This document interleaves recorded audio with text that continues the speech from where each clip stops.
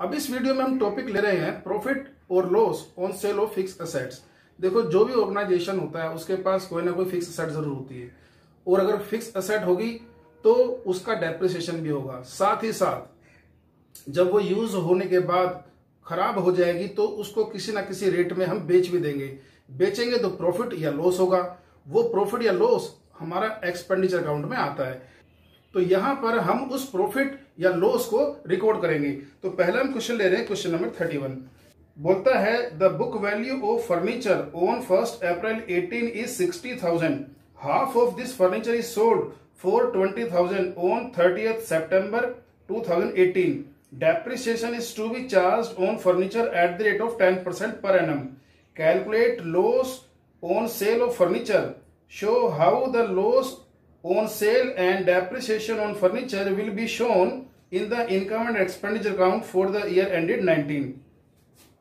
अब देखो, इसने हमें बताया है कि एक ऑर्गेनाइजेशन है जिसके पास 60,000 रुपए का फर्नीचर है, और ये फर्नीचर है 1 अप्रैल 18 को। मतलब ये जो अकाउंटिंग ईयर शुरू हुआ होगा 1 अप्रैल 18 को और एंड होने वाला है 31 मार्च 19 को। तो 1 अप्रैल 18 को उसके पास 60,000 का फर्नीचर था।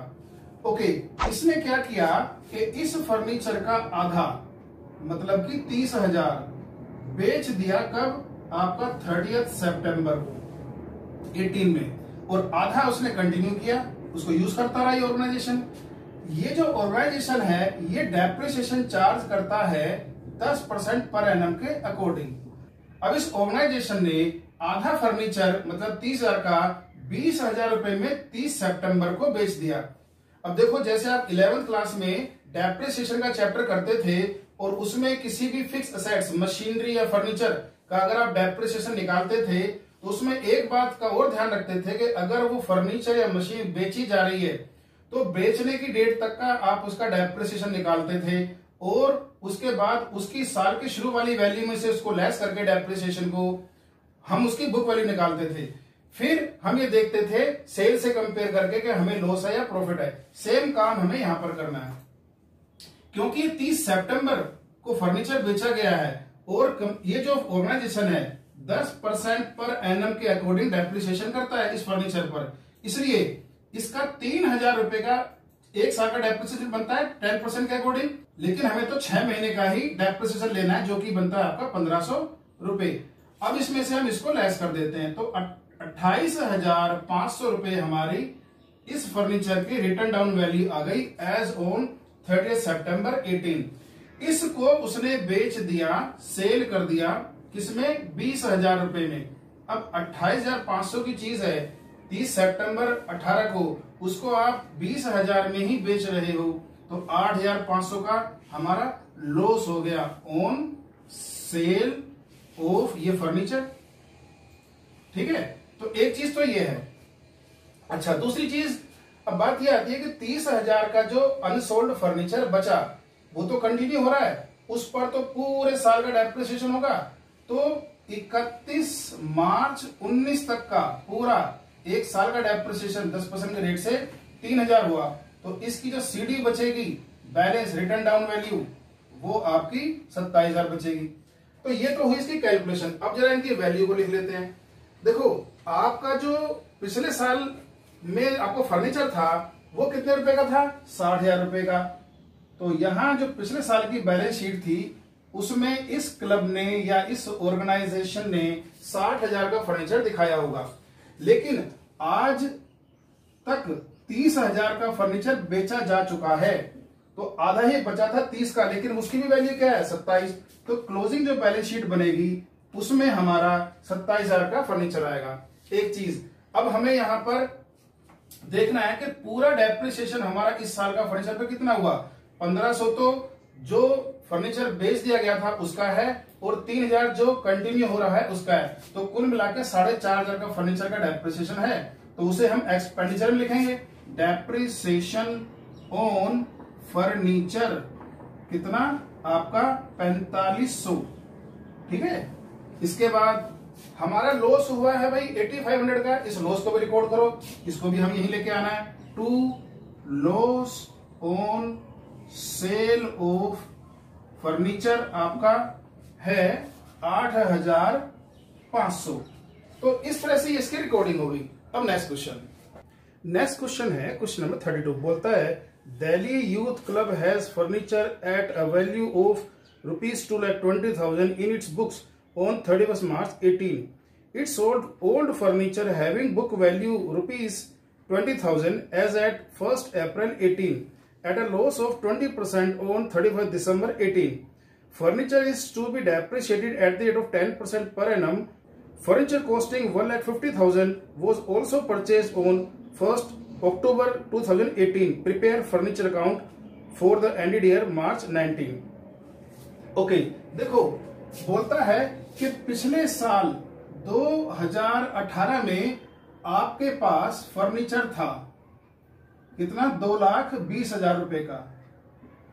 ठीक है, अब बोलता है इस बार क्या हुआ है कि 31 दिसंबर 18 को हमने एक 20,000 की वैल्यू का फर्नीचर बेच दिया और 1 अक्टूबर 18 को हमने 1.5 लाख रुपए का एक फर्नीचर परचेज कर लिया। ठीक है, तो ये दो ट्रांजैक्शन यहां पर हुई हैं। अब देखो 2,20,000 रुपए का फर्नीचर हमारा था 1 अप्रैल 18 को। पहले इसी का टुकड़ा उसने बाद में जाकर बेचा है। कब बेचा है? 31 दिसंबर 18 को। इसका मतलब अगर 20,000 का फर्नीचर वो बेच देगा तो 2 लाख का तो कंटिन्यू करेगा। तो 2 लाख का उसने कंटिन्यू किया। तो कब तक किया कंटिन्यू उसने? 31 दिसंबर 19 तक उसने कंटिन्यू किया। ओके, ये तो दिसंबर में ही बेच दिया गया। अगर बेचा है तो अब हमको ये देखना है कि इससे हमें लॉस है या प्रॉफिट है। तो दिसंबर तक बनते दीजिए आपके 9 महीने। तो 9 महीने का डेप्रिसिएशन लेना है हमको at the rate of 10% per annum. तो 9 मंथ का कैसे निकालेंगे आप? 20,000 रुपए का क्या है आपका फर्नीचर, उस पर 10% के रेट से 9 महीने का ये बना आपका 1,500 रुपए। ठीक है, इसका मतलब जिस दिन इस फर्नीचर को बेचा गया है उस दिन इसकी बुक वैल्यू 18,500 थी, जिसको 20% लॉस पर बेच दिया गया। अब इस 18,500 का 20% निकालेंगे जो कि आता है 3,700 रुपया। इसका मतलब हमने जो बेचा है उसको वो बेचा है 14,800 रुपए में। तो 14,800 रुपए में तो ये हमने फर्नीचर बेच दिया। आगे चलते हैं। ये जो 2 लाख का फर्नीचर जो बच गया था इसने तो कंटिन्यू किया। तो इसने दिसंबर नहीं आपका मार्च 19 तक का डेप्रिसिएशन इस पर हम लेंगे। तो जो पूरा 20,000 रुपए आ जाएगा at the rate of 10% per annum.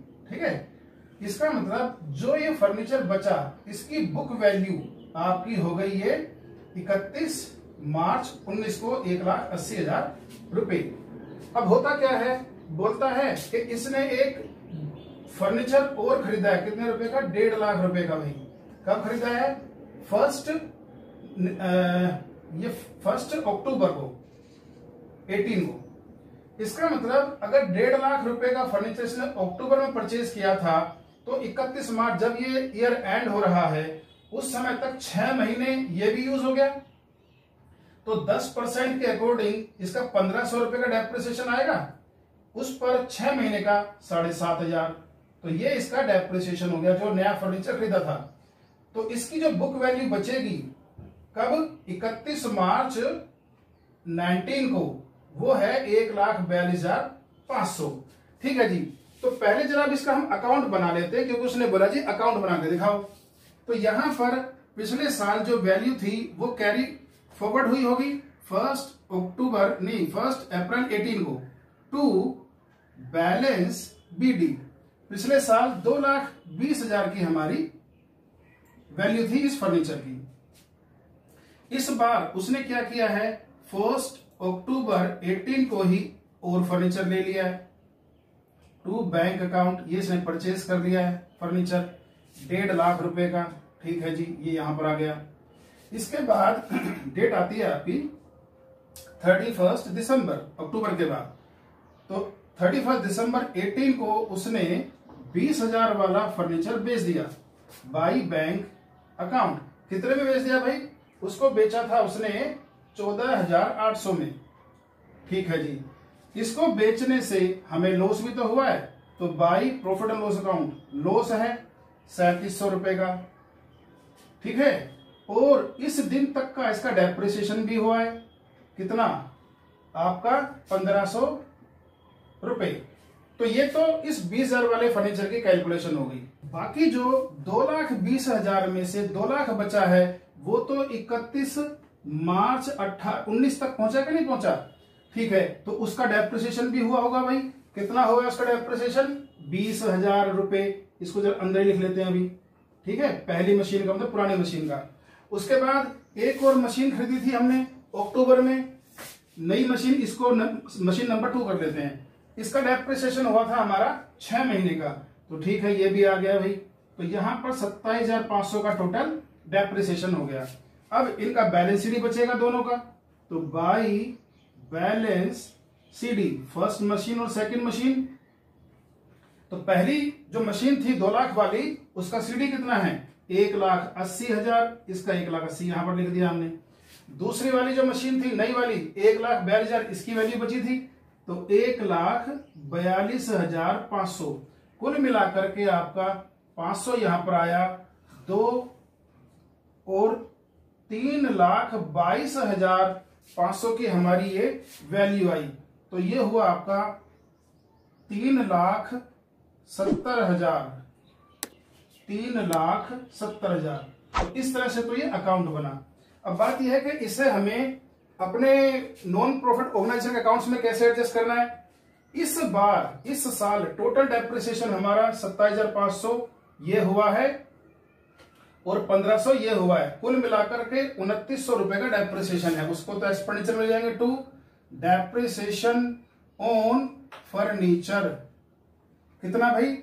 29,000। इस बार हमें लॉस भी हुआ है 3700 रुपए का बेचने से, उस लॉस को भी लेके आओ।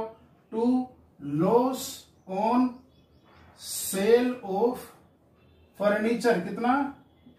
3700 रुपए।